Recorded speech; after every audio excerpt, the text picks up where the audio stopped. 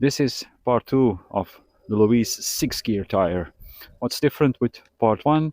Part 1 we had the ohm foams, the original manufacturer foams in here, and now we have our own 3D inserts. We are still the same temperatures, so testing environmental parameters should be equal, and that is 11 or 12 degrees, which is like 53, 54, something like that. I start to know the numbers by now.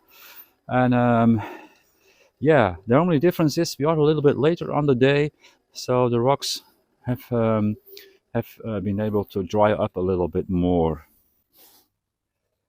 Furthermore, we are on the same wheels, the same offset, the same wheel weights, the same car, so testing should be fair.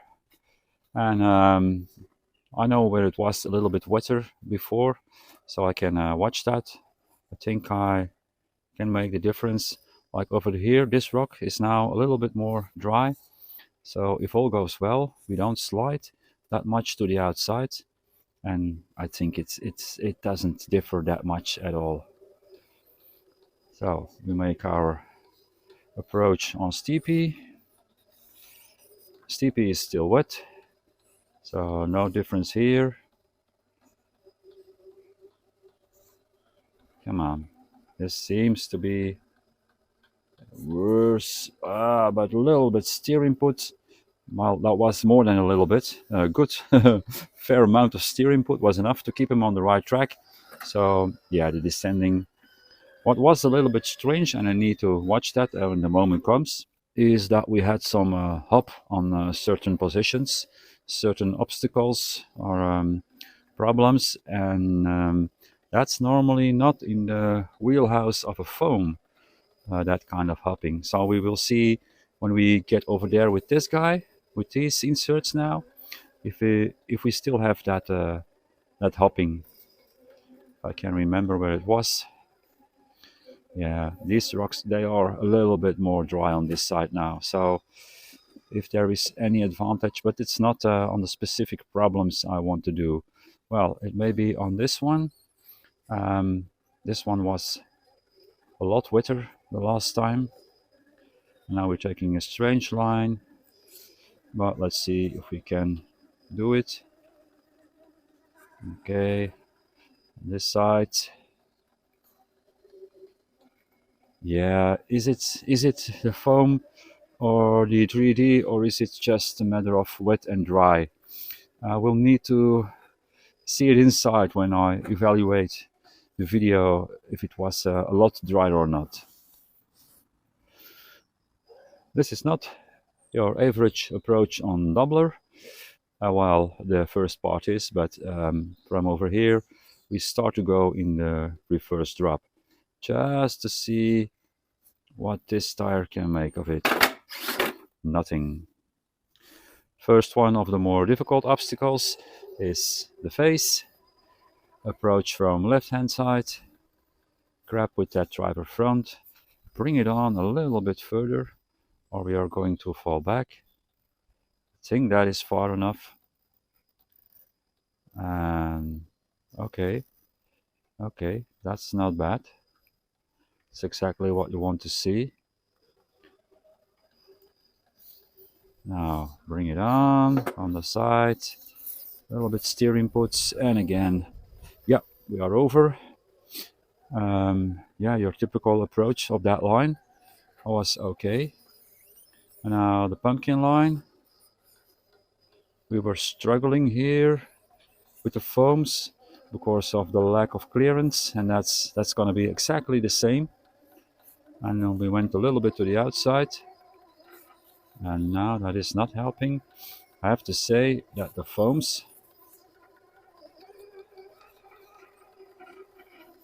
do have, oh, that was they were up there. Okay, the foams do have that extra millimeter in them, because they push the tire a little bit in a rounder profile. Yeah, perfect. And yeah, so you gain like 1 or 1.5 millimeters. What tire is up here? This is the Enduro, and we will retest it with the original foams. Okay, the more harder line. which is left-hand side approach, but then stay left. It's called the tsunami line because that was the first vehicle I was able to do this line with. So driver up, passenger up, and I remember from earlier that the foams did make the car feel real light over here, which is kind of surprising. I don't have that same feeling right now. I don't know why that is. The tire seems to be able to grab around an obstacle better now. Still are probably that rear tire under a ledge, but can we now save this? We were not able to do this earlier. Come on. Oh man. Yeah, something like this should work. Come on, there you go. Yeah, I can say this. I did feel a lot more control. It did still take some time, but I felt in control the whole time. And I only needed one take. It was first take and done. And that face was dry on the foams also. So now center cut. That should never be a problem. Most tires can do this. And yeah, as will this one. Probably just slowly creeping up there as if it was there was nothing. I remember left hand side did not end up in the video because the car was not able to do the line, and that was probably not the inserts but the fact how wet it was. Because now, oh man, we are so close. We were so close. So there is potential. Enough potential to think that if I do this 5 more times, it will manage one time eventually. But we're not gonna waste each other's time on that thing. What we want to see is this line on the right hand side. And now that it is dry under his rear wheels, or the inserts, or the combo, we can do this. Now, there was still the follow-up line. It also did not get up here. And now we have more support from the inserts. Look at this. You can just crawl slow, steady up there. Yeah. All the way up. Despite the weight change over there, all the way up. Real quick to end this video up on slick side. Slick side being still wet is an interesting line. Well, I don't think it is going to be that tough at all as I see it now.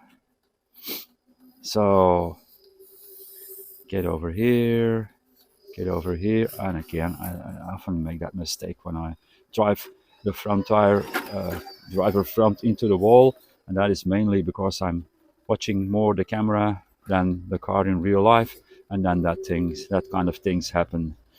Okay, so we're over here. There's a couple of things I want to say. I still think that this tire is made for a more versatile surface, not just pure rock crawling. And then the other thing I want to say, maybe some of you already saw it, I did mount them in the quote unquote expected or supposedly direction, running forward, chevron forward pattern, as in the Traxxas Canyon Trails. And now it is dry. They managed to do every line as I want to do them. So they don't mind wet, but they also don't like wet. We will do in the bonus that steep climb one more time with the tires mounted as this, or maybe with the tires in the other direction, and see how that works. That's maybe an interesting one. But that will be in the bonus line. For now, I have nothing more. Hope to see you on the next one. Bye. And we're back. Tires mounted, quote unquote, wrong. And let's just see what these do now. Get up here. We want to grab with the driver front, and when we do, we want to push the passenger front into that wall. That's okay. Little bit counter steering should be enough. to pull us over. And I don't know if you noticed, but I didn't notice. Well, that's a double notice. Um, the hub, there's no hub. I have not had problems with the hub, and now we want to see if these lugs do have enough now.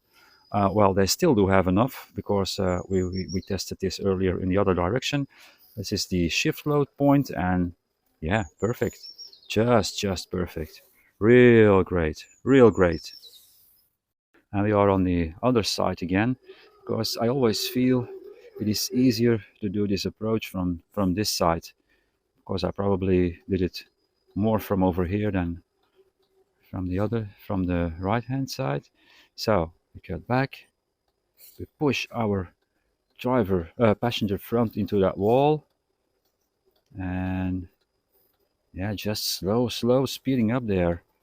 I will need to see the footage. I will need to see the video if the other one was easier or not. Now we are on the shortest line, and we still managed to grab.